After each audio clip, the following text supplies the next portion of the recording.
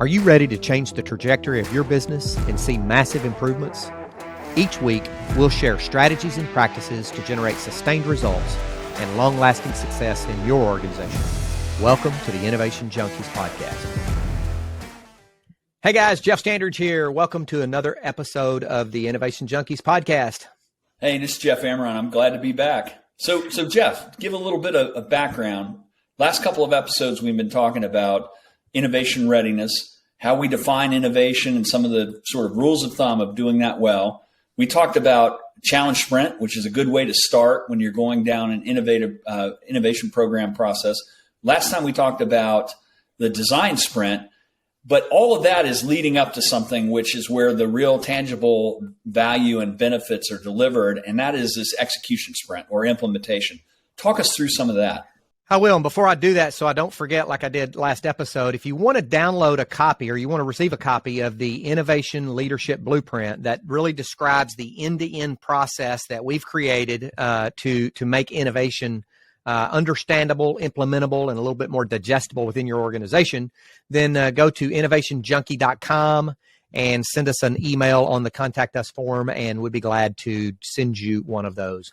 So we're talking about implementing. So we've identified the problem. We've designed a solution that we're confident works now, and now we're ready to actually take it to the market, or we're ready to take it inside our organization if it's more of an organizational innovation. And so what we have to first start with, and quite frankly, some of these things we've actually hit on throughout the other elements, leadership effectiveness, organizational effectiveness, operational effectiveness, et cetera, we've hit on is, but you have to start with creating the right climate for having a sustained organizational change effort. And that involves making sure you have the right team, not just the right solution team that actually built the solution. It's a different animal to implement a solution than it is to actually build a solution. And so you're going to need to add a few more resources to your team, folks who understand the organization, folks who are influencers within the organization, folks who may be some early adopters in the organization, some senior folks in the organization. So making sure you have the right team.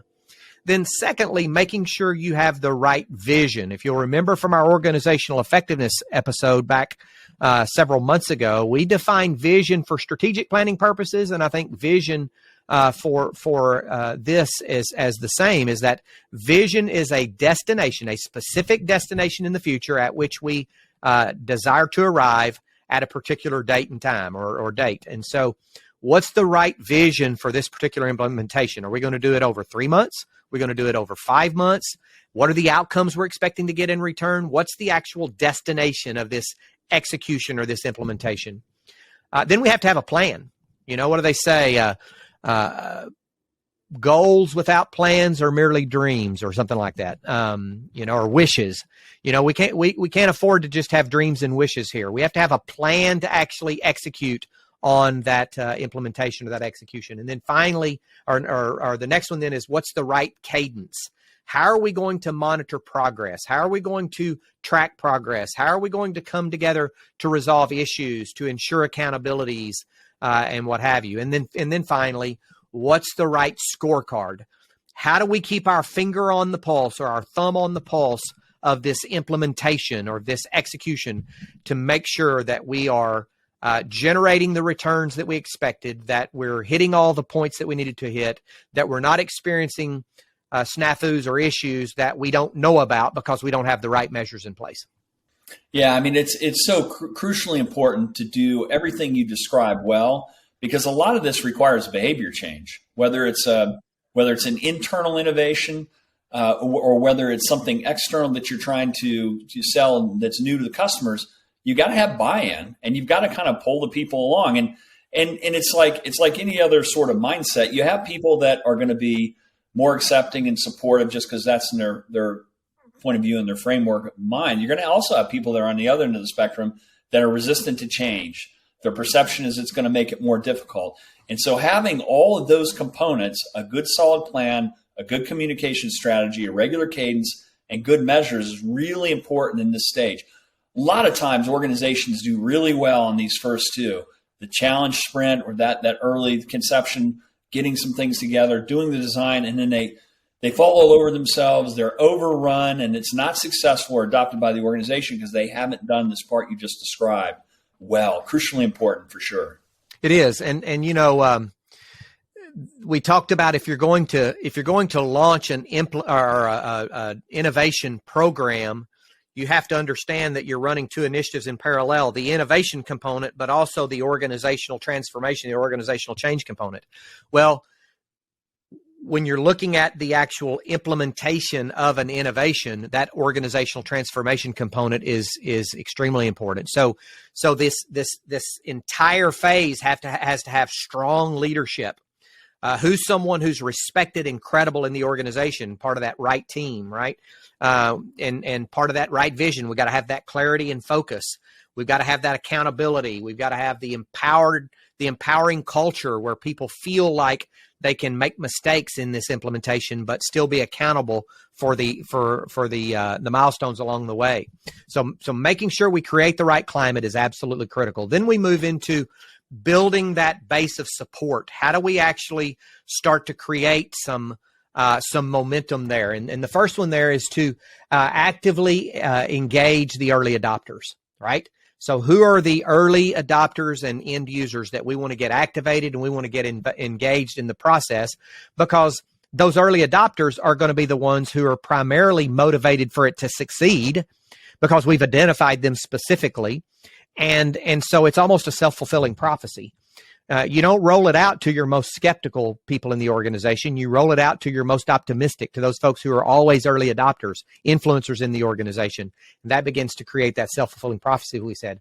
Then you want to engage your other customers and key stakeholders, saving those skeptics till last. So early adopters, kind of middle of the road people, get some success under your belt, then the skeptics.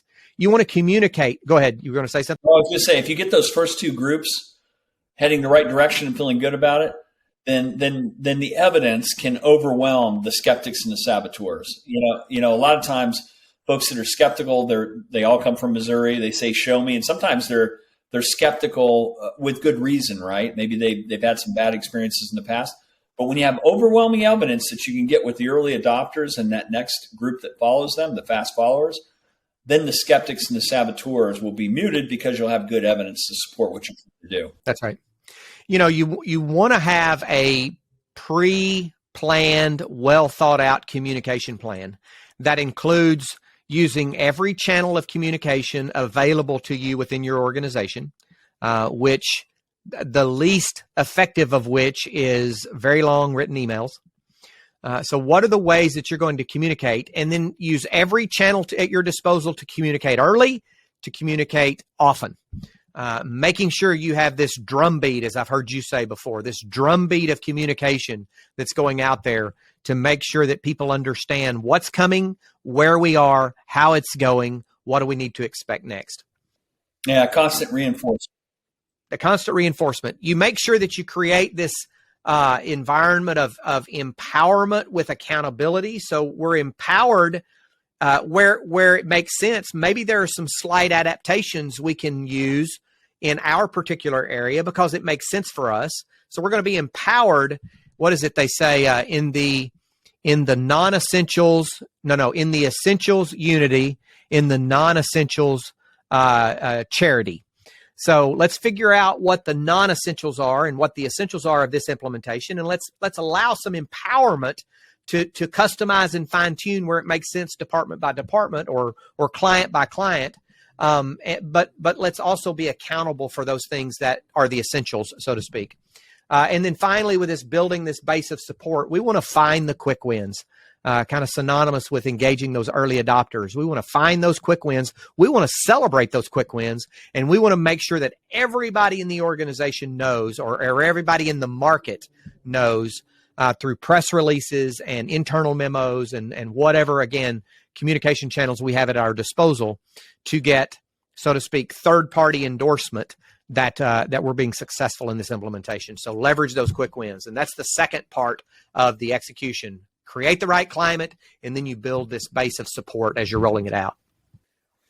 Yeah, I mean it's a crucial part of the process, and I think The other thing I'd say is look back. We talked about the fundamentals that you need to learn, the challenge sprints, the design sprints, this execution phase. This is not a one-time thing in sort of a singular innovation program.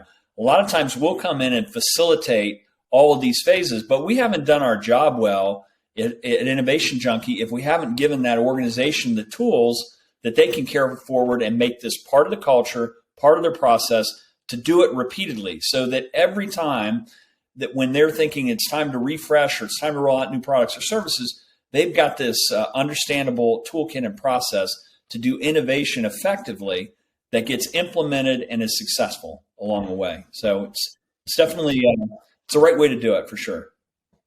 And then the final stage, if you will, of this last phase, the execution or the implementation phase, is about making it stick. And this is where it converts from a project to a process. Project has a start and a stop. A process is continuous. So think about a continuous circle. At the top of the circle is you're going to constantly assess. You're going to always be looking for, are we producing the outcomes that we anticipated? Is it behaving in the way that we expected it to behave? If it's software, process, product, project, what have you, is it behaving in the manner that we anticipated and that we planned for? But to use the words of Jim Collins, we're going to then face the brutal facts. If it's not behaving in the manner that we planned it, we're not going to send out a bunch of propaganda to the contrary. We're going to face those brutal facts. We're going to acknowledge that in order to maintain credibility with our client base, and we're going to fix those things, and then we're going to be much more keen to monitor and adjust as we go along. So you imagine always assess, face the facts or confront the facts, monitor and adjust where we need to monitor and adjust. We're going to celebrate when we begin to hit significant milestones, and we see one more milestone comes after the other, whether that's client adoption milestones, it's organizational success milestones, or it's the outcomes that get produced. And then finally, we're going to constantly evolve based upon those other stages. That's the way we make it stick. That's the final element in our execution or implementation of an innovation or new process. Create the right climate, build the base of support, and make it stick. And if you make it stick, you can transition from having an isolated island of innovators to having a culture of innovation in any size organization. That's right. And what we've been covering over the course of the last 3 or 4 weeks is our proprietary Innovation Leadership Blueprint. It's subtitled How to Disrupt the Status Quo, Create Massive Value, and Generate Sustained Results. And we've got that available for you free if you'll go to innovationjunkie.com. That's www.innovationjunkie.com. Send us an email using the contact form, and we'd be glad to flip you a copy of that Innovation Leadership Blueprint. Thank you for joining this episode of the Innovation Junkies podcast. Talk to you soon.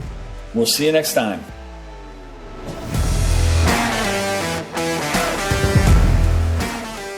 Feedback from listeners like you helps us create outstanding content. So if you like this episode, be sure to rate us or leave a review. Also, don't forget to subscribe to get the latest growth and innovation strategies. Thanks for tuning in to the Innovation Junkies podcast.